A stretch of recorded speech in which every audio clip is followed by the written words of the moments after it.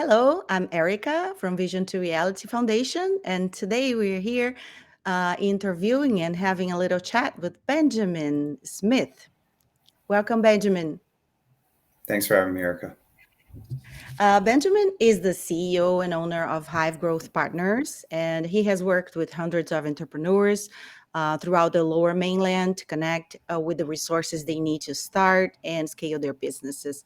And he has shared a lot of his experiences as an entrepreneur with the community. And we're here to talk about his. His journey as an entrepreneur. So, Benjamin, can you tell us a little bit about you and your business and how you got started? Yeah, I'd love to share a little bit more, Erica, and I appreciate you having me here today to be able to share a little bit more about my story. And usually when this question comes up, the I kind of go back to square one. And I think from a young age, I knew that I was an entrepreneur. I remember a project growing up in school where we were responsible for coming up with some sort of new and innovative product. And I grew up playing team-based sports and specifically hockey. And what I did for the project was I took a hockey stick and cut it into three pieces and then put hinges so I could actually fold it up and put it in my backpack. I think one of the biggest challenges is I always found it challenging for me to be an employee. It wasn't that I wasn't a good employee. It was that I loved the idea of being able to have a say in the business. I think the other piece as well is having some freedom and autonomy and being able to come up with being able to come up with some creative and innovative solutions as well, which is really what entrepreneurship is. And so I think for a long time I knew that I was an entrepreneur, but I actually followed a more traditional academic pathway. So I ended up going to post-secondary. I actually went to school for kinesiology, and in the middle of my degree, I decided to minor in entrepreneurship and innovation because I knew the reality was even if I did stay in the field of kinesiology and health and wellness, that I would actually end up owning my own business one day. And so I kind of chipped away, and I think I stayed patient for a really long time. I think one thing that's overlooked a lot of the time with entrepreneurship is the best time to gain the experience you need to run a successful business is when someone else is paying you to do it. That way, when you end up making a mistake, and hopefully the business believes in you and is going to go through the growing pains with you, that they're going to stand by you. So I worked in health and wellness actually for 12 years, and kind of worked my way from the floor up into more of the business development side of things, and gained a ton of experience, which I'm now being able to pass along to other independent business owners, other entrepreneurs, and really small businesses in the lower mainland. One of the biggest reasons that I think I have always been passionate about vision to reality and the community that they bring together is that the hardest part about entrepreneurship is connecting with the resources that most businesses need to scale and grow.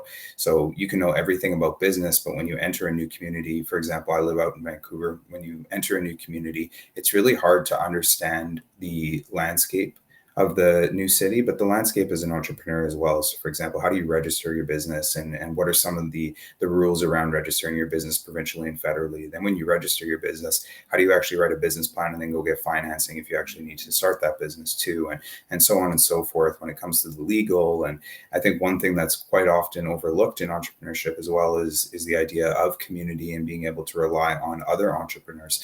You don't necessarily need a business partner at the table. You just need other like-minded people that are going to be able to support you when you fall down, be able to connect you with those resources when you kind of get in a jam and need a little bit of help as well. So that's a little bit about kind of how I got started, and I guess why I'm passionate about vision to reality and my path as an entrepreneur. Hive Growth Partners specifically was kind of founded off that exact same piece. Was I was working in a lot of these business development roles, and I was working with the businesses that were usually in challenging times. That was usually when people were reaching out to me. They had some sort of problem within their business and they were looking for some sort of solution. And so then I ended up being the person that would either get them connected with the people that they needed or get them connected with the resources that they needed. And I've kind of just built a business on it over the last 3 or 4 years now. So it's a little bit about what we do. And in terms of service offering and what we actually offer, we do full company and marketing assessments. We look at businesses top down, uncovering some of those problems, like I had mentioned, help with developing a strategy and a path out of the issue or challenge that they're having. I can support in the execution, and then also lead generation and partnerships. So that's kind of what Hive looks like in terms of a service offering, and how they kind of all played together throughout my career.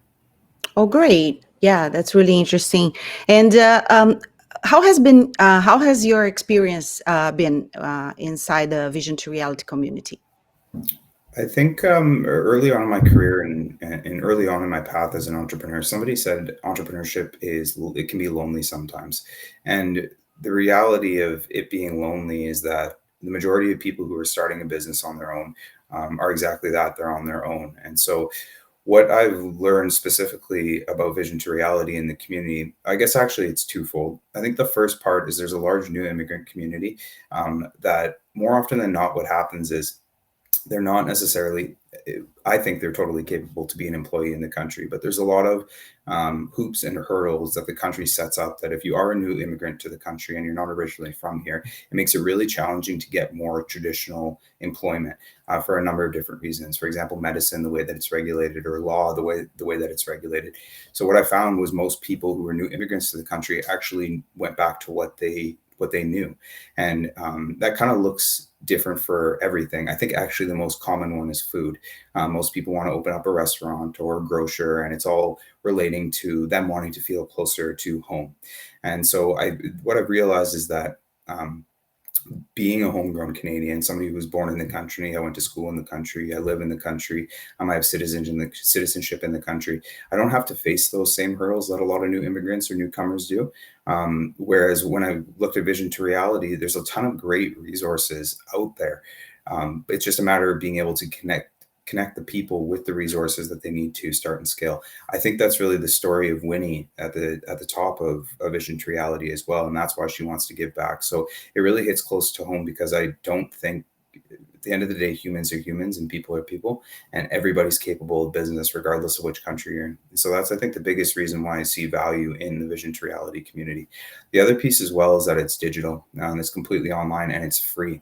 So what I find most of the time is these communities, they often have barriers to entry. You have to pay a membership fee or some sort of admission fee to get involved, or you have to pay for content and exposure. Whereas Vision to Reality, at least for now, while we're building it up, it is free, and it's extremely accessible for everybody. And I think that's really important. And again, with the entrepreneurship piece, it's lonely, and it can be, I'm permanent remote now as an entrepreneur as well. So I have a touchdown space where I work at a hot desk, but past that, I'm generally working remote. So much of my work is done virtually nowadays. I don't see that changing moving forward. We might kind of move back and forth between a hybrid model and a permanent remote model, but that's not changing. So I love the idea that the community is completely online. From another perspective, as well as a business owner, more traditionally, if I had in-person meetings all day, I would maybe be able to take 4 meetings a day if you include travel time, 4 or 5 meetings a day. Whereas now that it's virtually, I could usually fit 8 meetings into one day because we can connect with people from everywhere. So I see that's the kind of some of the value that I see in the community. Now, me personally, it's been a really great opportunity where Winnie and Vision to Reality are really focused on building people up. I think that's a big thing. And when we originally got connected, the idea was to have entrepreneurs support other entrepreneurs. And she's really given a platform to business owners like myself, or new immigrants or newcomers, or really just entrepreneurs in the Lower Mainland, regardless of where they're from. This platform has really been a great opportunity to lift the community up and really, very similar to Hive Growth Partners, connect people with the resources they need to start and scale their businesses. That's really at the core of what Vision to Reality is trying to do in the sense of community. That's really what the goal is. And so I think there's a lot of alignment between what I do at Hive Growth Partners and what everybody, including yourself, Erica, at Vision to Reality do. Yes, absolutely. Yeah, we're very happy to connect all these people, and everyone can learn from each other. And also, the online space in the community is very friendly. It's not just about business; it's about Mhm. relationships. And yeah, you're absolutely right. Thank you very much, Benjamin, for your testimonial, and I hope we'll see each other often in the community. No problem, Erica. Thanks for having me. Bye. Bye.